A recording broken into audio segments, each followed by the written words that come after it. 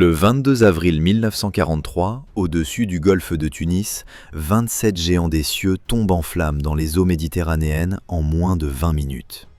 Ces mastodontes volants, les plus grands avions terrestres jamais construits, transportaient des centaines de soldats et des tonnes de carburant vital pour les troupes africaines. Les pilotes hurlent dans leurs radios alors que les chasseurs alliés déchirent leurs fuselages massifs comme du papier. C'est le massacre du Jeudi Saint, la plus grande catastrophe aérienne de toute la Seconde Guerre mondiale, et personne n'en parle jamais. Ces colosses aériens s'appelaient Messerschmitt MU-323 Gigant. Imaginez un avion si énorme qu'il pouvait engloutir un char Panzer dans son ventre, si massif que 6 moteurs peinaient à le maintenir en vol, si vulnérable que chaque mission ressemblait à un suicide programmé.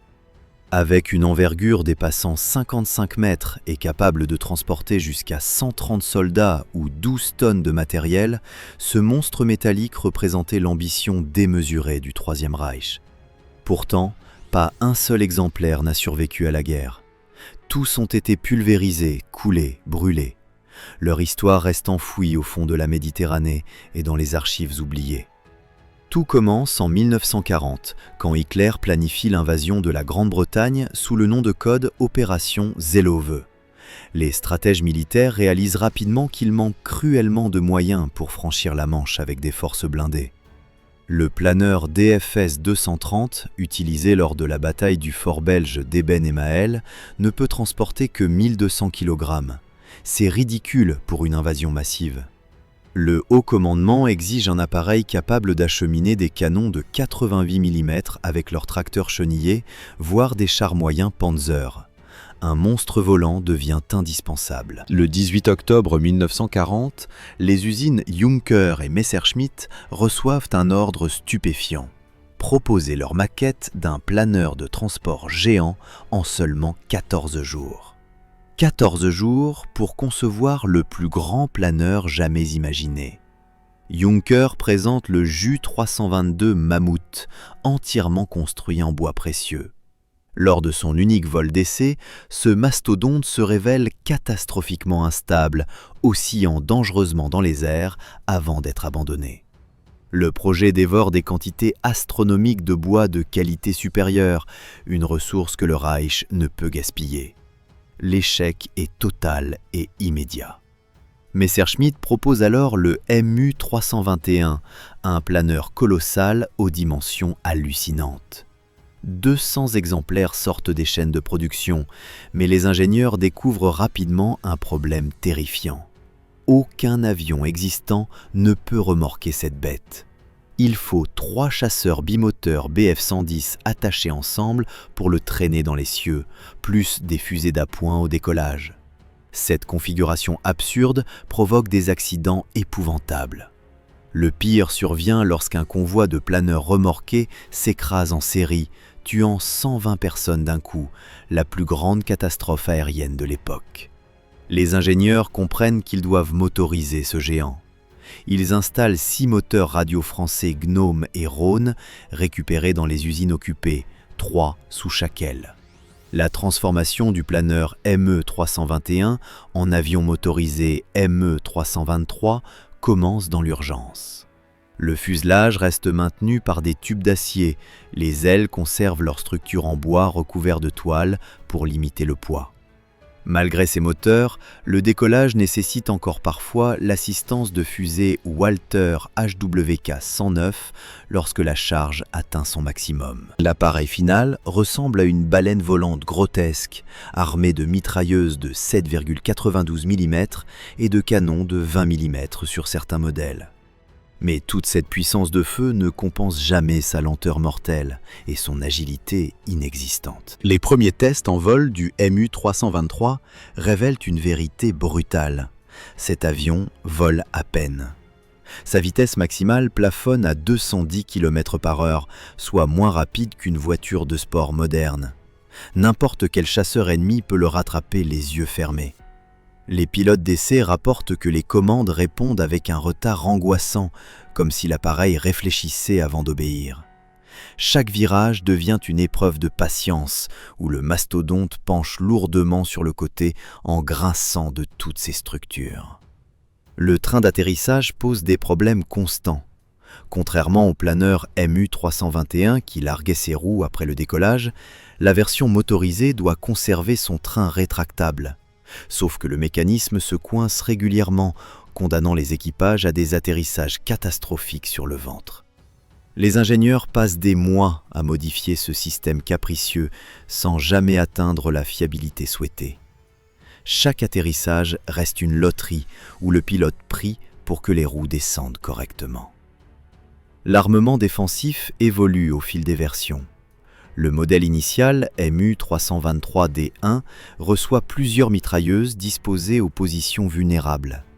Rapidement, les équipages comprennent que ces armes légères n'impressionnent personne. La version E1 introduit 2 tourelles HDL 151 équipées de canons de 20 mm installés sur le dessus des ailes. Ces positions exposées transforment les servants en cibles faciles, mais au moins ils peuvent riposter efficacement contre les chasseurs fonçant de face. Malheureusement, viser depuis un avion tremblant à basse altitude relève de l'exploit, et la cadence de tir limitée laisse passer la plupart des assaillants. Les modifications se succèdent dans l'urgence. Certains appareils reçoivent des moteurs Junkers Jumo 211, améliorant légèrement les performances. D'autres conservent leurs moteurs français capricieux qui tombent en panne au moindre grain de sable saharien. L'aérodynamique subit des ajustements permanents. On allonge le nez, on modifie les gouvernes, on renforce les longerons d'ailes qui se fissurent sous les vibrations. Rien n'y fait vraiment. Le MU-323 reste fondamentalement une mauvaise idée transformée en catastrophe volante. Entre 198 et 210 exemplaires sortent des usines, selon les sources contradictoires. Personne ne sait exactement combien ont réellement volé, car de nombreux planeurs ME-321 furent reconvertis en version motorisée. Cette confusion administrative témoigne du chaos régnant dans la production aéronautique allemande à cette époque. Les ouvriers assemblent ces géants en sachant pertinemment qu'ils envoient leurs pilotes vers une mort quasi certaine. Septembre 1942 marque le baptême du feu africain. Les premiers ME-323 décollent de Sicile chargés de munitions et de renforts pour le Deutsches Afrikakorps assiégé en Tunisie. La route traverse la Méditerranée en passant dangereusement près de Malte, cette île britannique transformée en nid de guêpes pour l'aviation du Reich. Les bombardiers allemands pilonnent Malte sans relâche, mais les Britanniques tiennent bon et leurs chasseurs Spitfire décollent à chaque passage de convoi. Les équipages des ME-323 découvrent l'enfer méditerranéen dès les premières missions. Volant à seulement 1000 mètres d'altitude pour économiser le carburant, ils offrent des cibles parfaites aux chasseurs ennemis surgissant du soleil. La traversée dure plusieurs heures, pendant lesquelles chaque homme scrute l'horizon en transpirant dans sa combinaison. Les mitrailleurs se cramponnent à leurs armes, sachant qu'une attaque peut survenir à tout instant. Quand les Spitfire piquent, c'est la panique à bord. Les balles perforent la toile des ailes, sifflent dans le fuselage, tuent les soldats entassés dans la soute. Le pilote tente désespérément des manœuvres d'évitement, mais le mastodonte répond avec une lenteur suicidaire. Malgré tout, certains convois passent. Entre fin 1942 et avril 1943, environ 15 000 tonnes de matériel atteignent la Tunisie lors de 1200 voyages périlleux. Plus de 300 camions, 200 canons moyens, 300 pièces d'artillerie légère et 100 véhicules de combat traversent ainsi la Méditerranée dans les ventres des géants condamnés. La situation en Afrique du Nord se détériore rapidement pour les forces de l'Axe au début de 1943. Après la défaite catastrophique d'El Alamein, les troupes du maréchal Rommel reculent sans cesse face à la 8e armée britannique de Montgomery. Simultanément, les Américains débarquent au Maroc et en Algérie lors de l'opération Torche, créant un étau mortel autour des positions germano-italiennes en Tunisie. Le piège se referme inexorablement, mais Hitler refuse catégoriquement toute idée d'évacuation. Au contraire, il ordonne de renforcer coûte que coûte ce front condamné. Les convois maritimes depuis l'Italie deviennent impossibles. Les sous-marins britanniques patrouillent en meute dans le canal de Sicile, torpillant méthodiquement chaque cargo tentant la traversée. Les destroyers de la Royal Navy interceptent les navires de nuit, les coulant à coups de canon. En quelques semaines, la Kriegsmarine perd des dizaines de bâtiments transportant hommes et équipements au fond de la Méditerranée. Face à cette hécatombe navale, la Luftwaffe devient le seul moyen de ravitaillement encore viable, aussi précaire soit-il. Les ME-323 arrivent donc en nombre croissant sur les aérodromes siciliens de Trapani et Comiso. Chaque matin, les mécaniciens préparent fébrilement ces mastodontes pour de nouvelles missions suicides. On charge dans leurs soutes des jerrycans de carburant, empilés dangereusement, des caisses de munitions, des pièces détachées pour les Panzers immobilisés en Tunisie. Parfois, on entasse même des soldats de renfort, blêmes de peur, conscients que leurs chances de survie diminuent dramatiquement une fois à bord de ces cercueils volants. Les équipages développent des superstitions absurdes pour conjurer le sort. Certains refusent de décoller sans toucher 3 fois le train d'atterrissage. D'autres cachent des photos de leurs proches sous leur siège. Un pilote garde précieusement une balle de Spitfire qui a traversé son cockpit sans le toucher lors d'une mission précédente. Ces rituels pathétiques ne changent rien à la réalité statistique. Chaque vol vers la Tunisie pourrait être le dernier. Les chasseurs britanniques affinent leur tactique de chasse. Basés à Malte, les escadrilles de Spitfire et de Hurricane patrouillent en permanence au-dessus des routes aériennes prévisibles empruntées par les transports allemands. Les pilotes alliés apprennent vite à reconnaître la silhouette caractéristique du Mi-313 à des kilomètres de distance. Sa taille démesurée le trahit instantanément dans le ciel méditerranéen. Les commandants britanniques donnent des ordres simples. Priorité absolue aux géants. Ce sont des cibles en or valant chacune un char ou 100 soldats ennemis. Février et mars 1943 voient une hémorragie constante de Mi-323 abattus. 1 ou 2 disparaissent chaque semaine, parfois plus lors des journées particulièrement sanglantes. Les rapports de mission s'accumulent sur les bureaux du haut commandement. Mi-323 touché par chasseurs ennemis, s'est abîmé en mer. Formation attaquée au large de Pantelleria, 3 appareils perdus. Convoi décimé, 5 Mi-323 ne sont pas rentrés à la base. Pourtant, les ordres restent immuables. Continuer les vols, maintenir le pont aérien, ravitailler la Tunisie à tout prix. Les pilotes rescapés racontent des scènes d'horreur. Un Mi-323 touché au réservoir explose en une boule de feu géante, ne laissant que des débris éparpillés sur des kilomètres. Un autre, criblé de balles, tente un amérissage d'urgence, mais se brise en deux au contact de l'eau, englouissant instantanément son équipage et sa cargaison. Certains appareils perdent 1 ou 2 moteurs, mais parviennent miraculeusement à rejoindre la côte tunisienne en boitant, leurs pilotes épuisés, pleurant de soulagement en touchant le sol. Le dimanche des Rameaux, 18 avril 1943, précède de peu la catastrophe finale. Ce jour-là, un convoi massif de Junkers Ju-52 escorté de chasseurs se fait massacrer par l'aviation sud-africaine. Entre 123 et 157 transports s'écrasent en flammes. Cette tuerie aérienne aurait dû servir d'avertissement terrible, mais la machine militaire allemande continue sa marche aveugle vers l'abîme.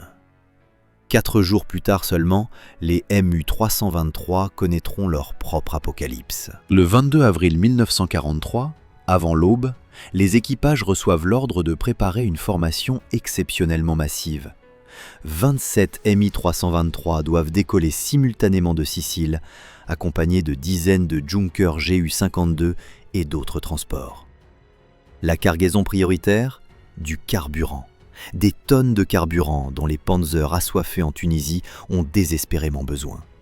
Sans essence, les chars deviennent des casemates immobiles, des cibles faciles pour l'artillerie ennemie. Cette mission revêt donc une importance capitale pour maintenir les dernières capacités offensives du Deutsches Afrikakorps agonisant. Les mécaniciens travaillent toute la nuit sous les projecteurs. Ils vérifient chaque moteur, resserrent chaque boulon, colmatent les impacts de balles des missions précédentes avec des plaques métalliques. Certains appareils volent avec tellement de réparations provisoires qu'ils ressemblent à des patchworks aériens. Dans les soutes, on empile les jerrycans jusqu'au plafond, créant des bombes volantes potentielles. Un seul impact incendiaire suffira à transformer ces géants en torches géantes. Les soldats assignés au chargement connaissent ce risque, mais continuent mécaniquement leur travail dans un silence pesant. L'escorte prévue compte 104 chasseurs Messerschmitt Bf-109 et Macchi italiens. Un déploiement impressionnant censé dissuader toute attaque ennemie. Les briefings soulignent la route à suivre. Cap direct vers la Tunisie en formation serrée. Altitude basse pour échapper aux radars britanniques. Vigilance maximale aux abords de Malte. Les pilotes de chasse promettent de protéger les transports coûte que coûte. Ces assurances sonnent creuses aux oreilles des équipages de Mi-323 qui ont vu trop de camarades disparaître malgré les escortes. Le décollage s'étale sur plus d'1 heure. Les fusées d'appoint crachent leurs flammes blanches, propulsant péniblement les mastodontes surchargés dans les airs siciliens. Plusieurs appareils peinent tellement que leurs roues frôlent les vagues en bout de piste avant de prendre enfin de l'altitude. Une fois en formation, l'armada aérienne met cap au sud, moteur rugissant dans l'air matinal. Les observateurs au sol comptent les silhouettes s'éloignant vers l'horizon, se demandant combien reviendront ce soir. Puis survient la décision inexplicable qui condamnera tout le convoi. À mi-chemin de la Méditerranée, le commandant de la formation de MU-323 ordonne soudainement un changement de cap vers le cap Bon. Cette modification non autorisée contredit directement les ordres reçus lors du briefing. Pourquoi ce chef fait-il ce choix suicidaire ? A-t-il repéré des chasseurs ennemis sur la route initiale ? Cherche-t-il un raccourci pour économiser le carburant ? Croit-il naïvement tromper les patrouilles britanniques ? Personne ne le saura jamais, car il périra avec son appareil quelques heures plus tard. Ce mystère historique hante encore les analystes militaires aujourd'hui.